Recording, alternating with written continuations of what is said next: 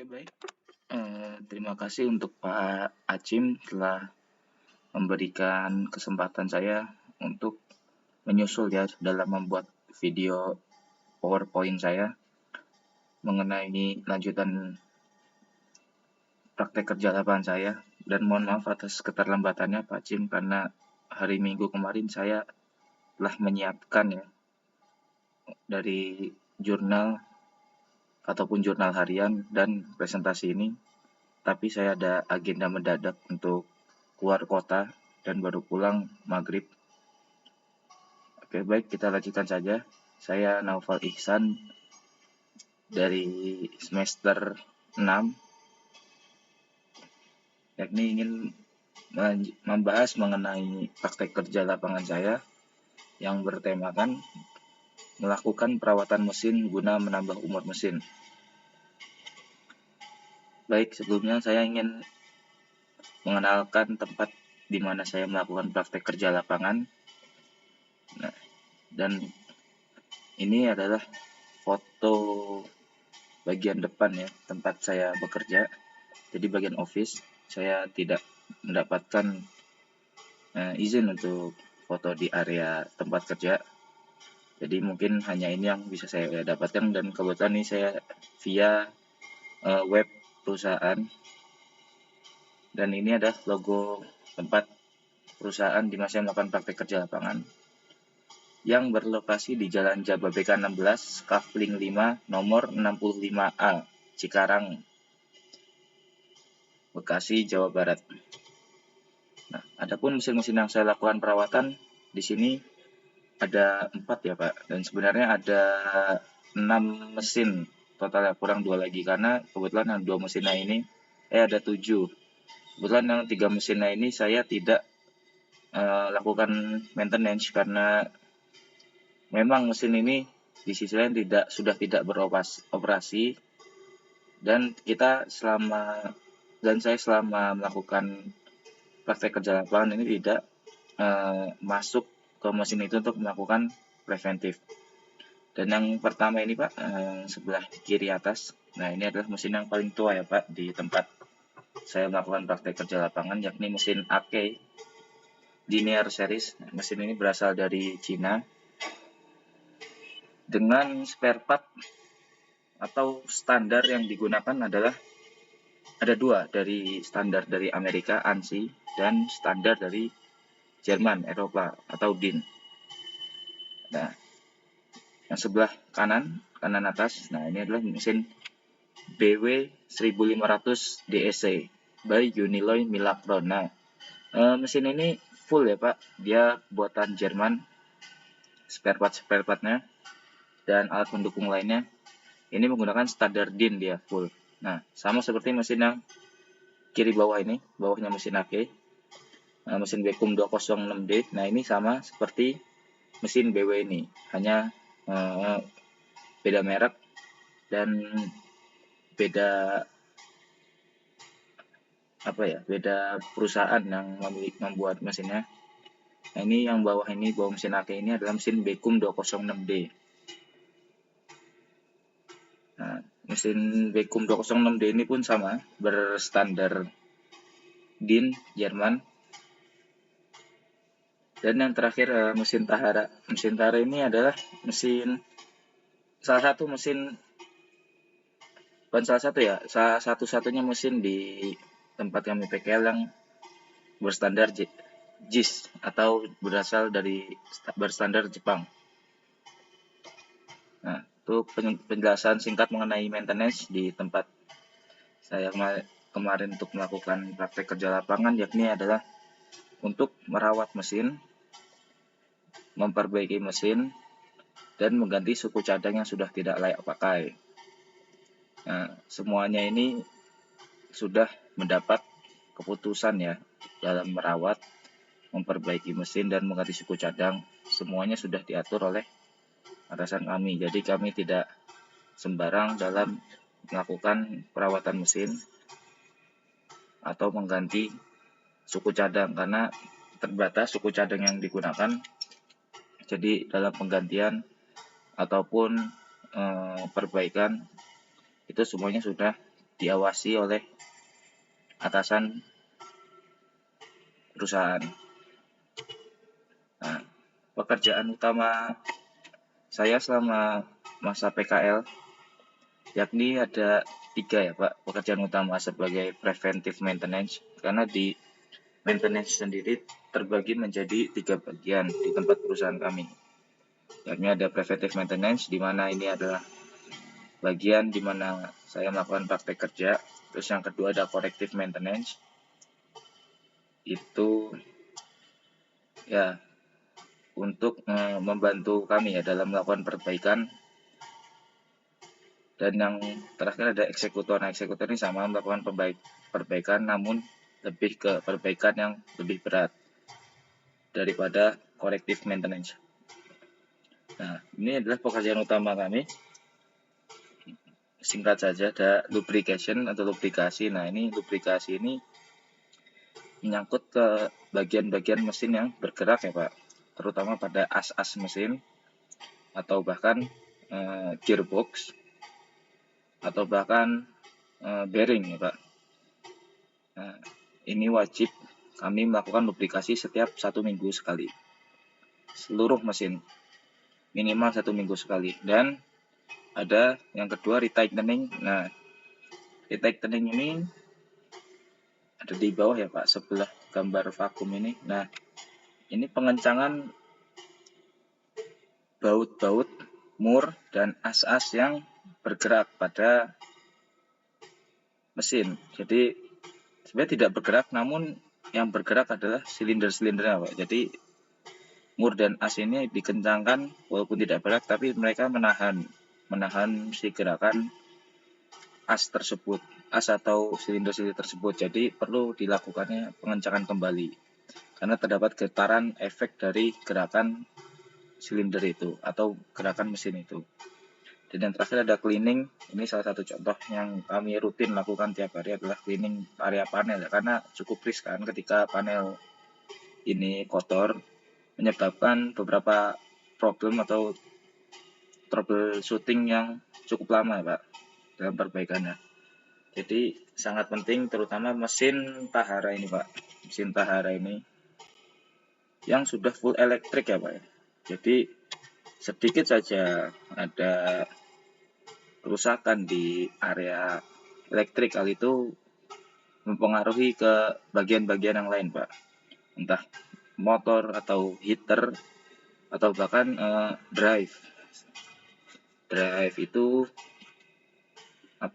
pengatur gerakan si motor itu sendiri. Dan ini salah satu contoh-contoh lubrikasi yang kami gunakan. Bentuk penjelasannya ada di jurnal PKL saya, nanti bisa dilihat oleh Pak Hacim. Nah, ini yang pertama ada Mobilux EP2. Nah, dan sebelah kanannya ini ada, kanan atas ini ada Shell Gadus S2. Jadi sebenarnya gris ini tuh sama ya Pak, viskositas grade-nya sama. Yang membedakan hanyalah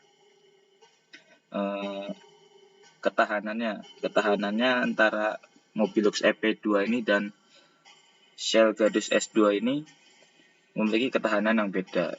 Jadi untuk Shell Gadus ini lebih digunakan untuk extreme pressure ya Pak di tempat kami perusahaan, seperti bagian gear rack, ini gear-gear yang bersentuhan dengan as mesin.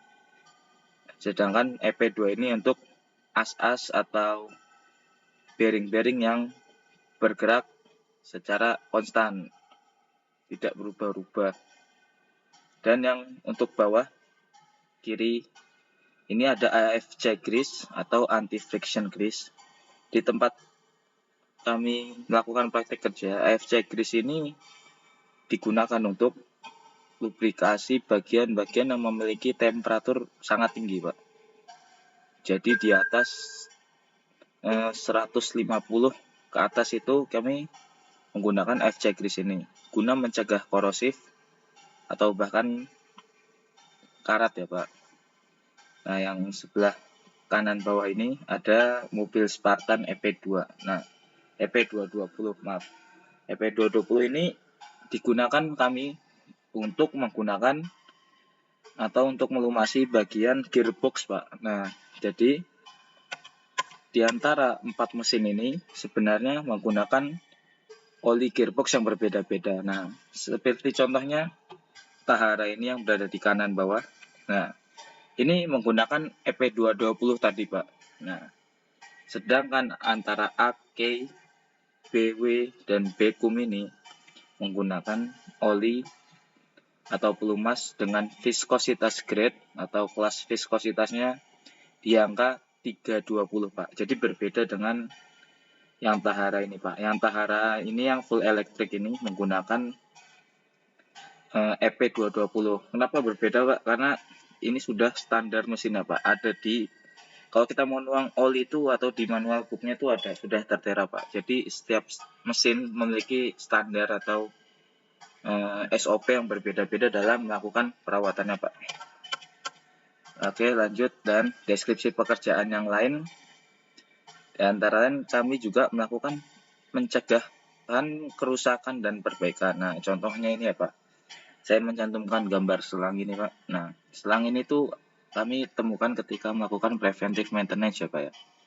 Jadi selang ini tuh ada temuan hampir pecah, Pak, akibat gesekan, Pak.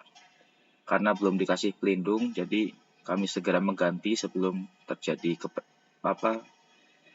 kecelakaan yang lain. Jadi kami menggantinya dan memberikan pelindung di selang yang baru guna mencegah gesekan itu dan memperpanjang umur si selang ini, Pak.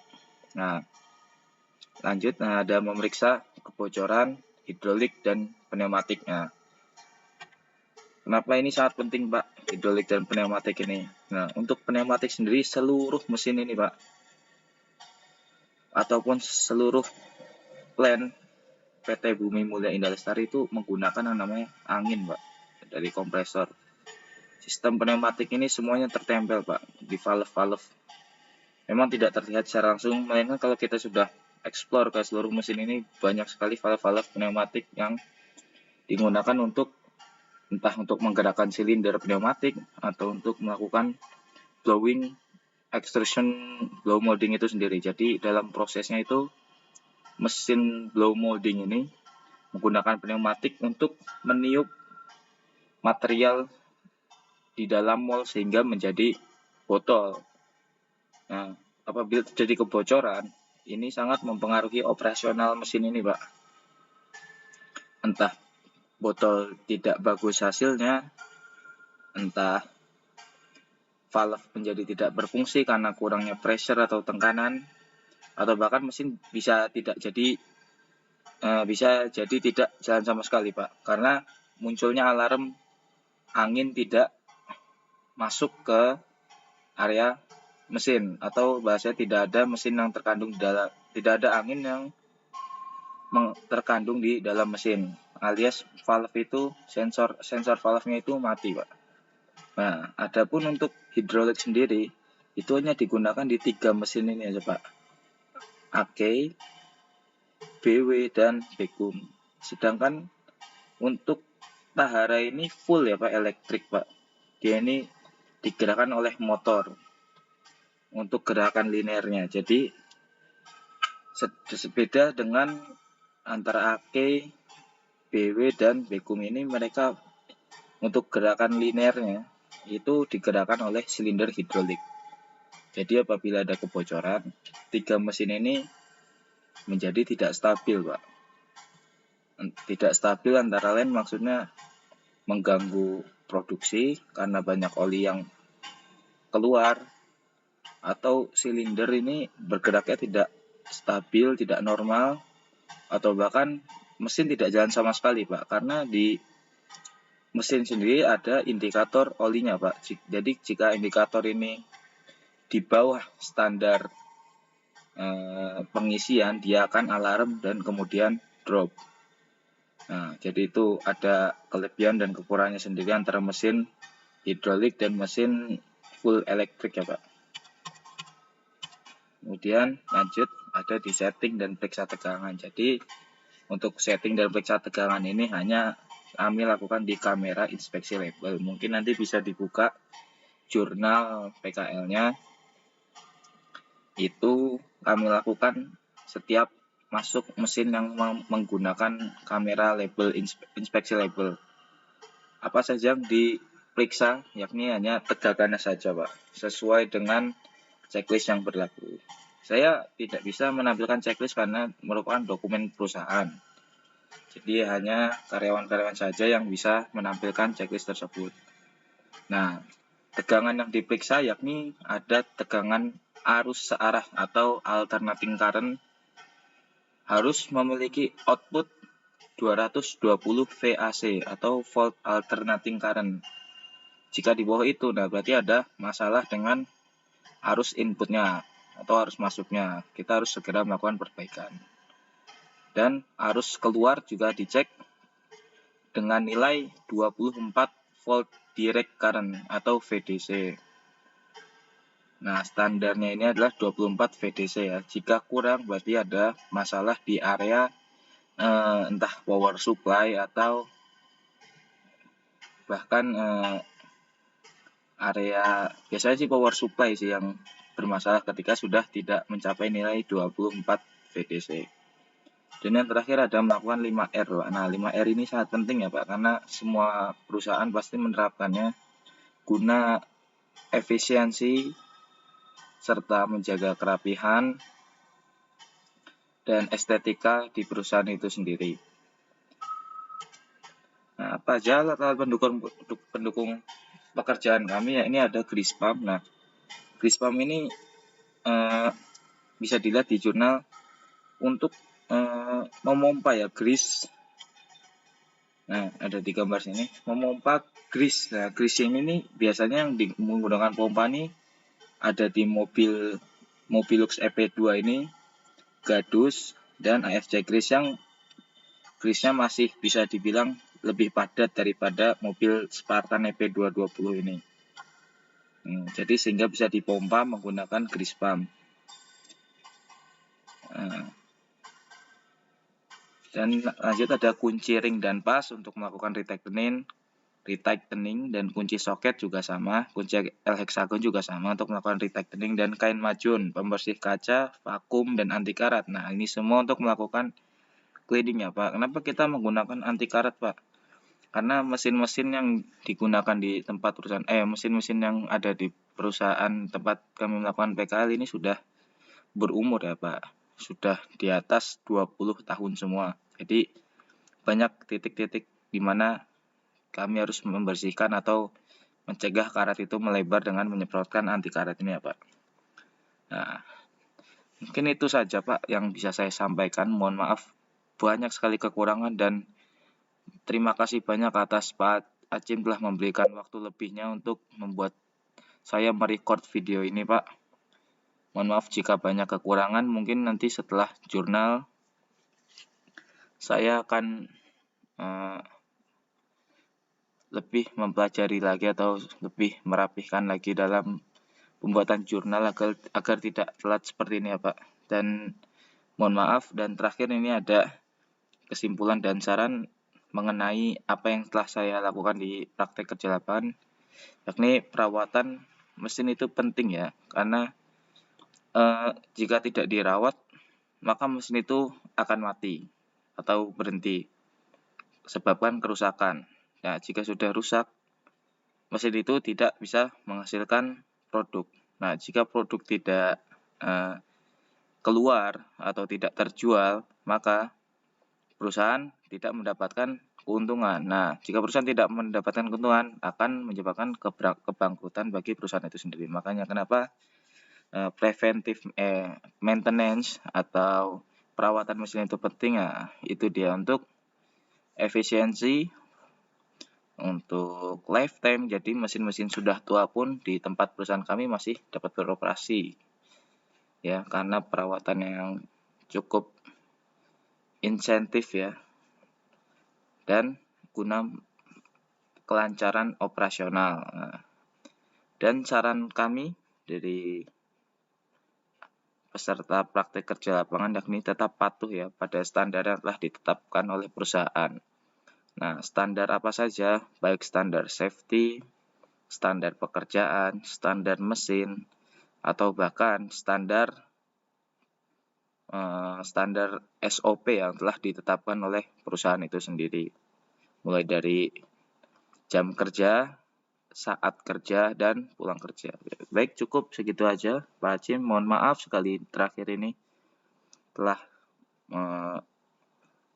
lewat ya jamnya ya Pak. Dan makasih banyak telah memberikan kesempatan untuk membuat video ini Pak. Terima kasih banyak untuk Pak Hachim dan dosen-dosen lainnya. Assalamualaikum warahmatullahi wabarakatuh.